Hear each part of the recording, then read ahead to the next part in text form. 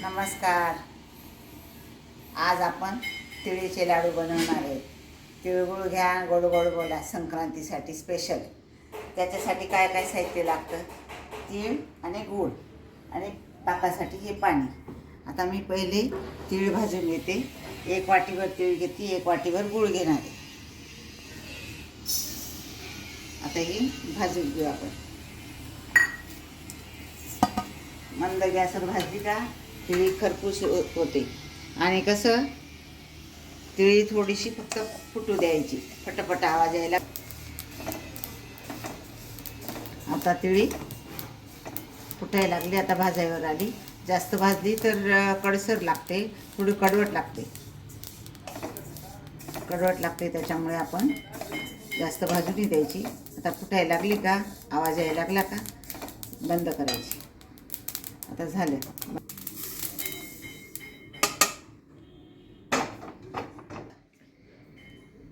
आता वाटीभर गूळ घेतला, त्याच वाटीभर आपण हे घेतलेली आणि पाऊण वाटी पाणी घेते. हे बघा, पाऊण वाटी पाणी.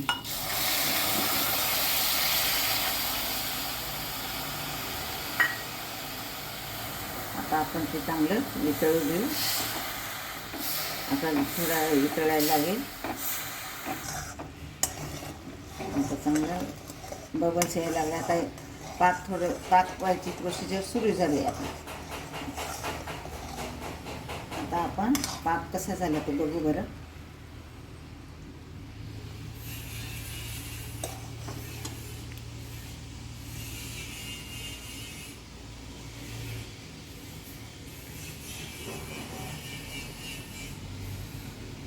नाही, अजून व्हायला वेळ आहे.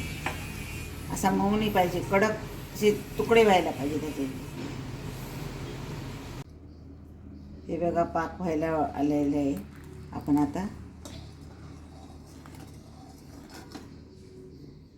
कडक गोळी झाली तर पाक झाला असं समजायचं.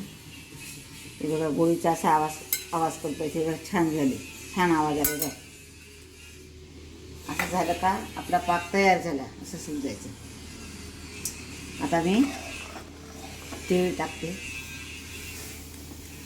आता आपण तीळ टाकू.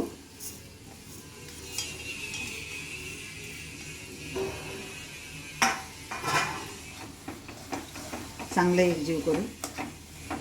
आता आपण गॅस बंद केला.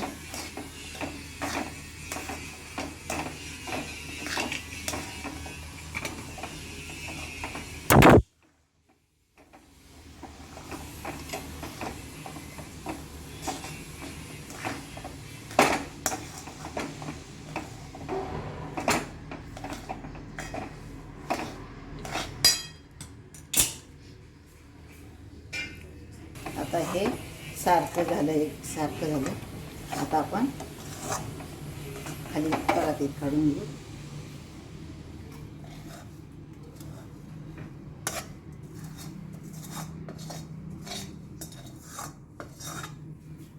गरम आहे अजून, थोडं गार होऊ देऊ.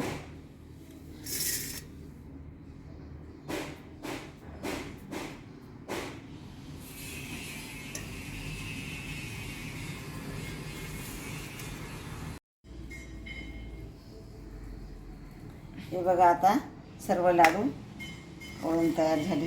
हे बघा, आता हा लाडू खायला इतका रुचकर आणि छान. हे बघा किती छान आला बघा. हे बघा, एकदम मऊ आला आणि खायला पण एकदम क्रिस्पी लागेल तो. आता बांधून तयार झाले. बघा बघा किती छान आले बघा.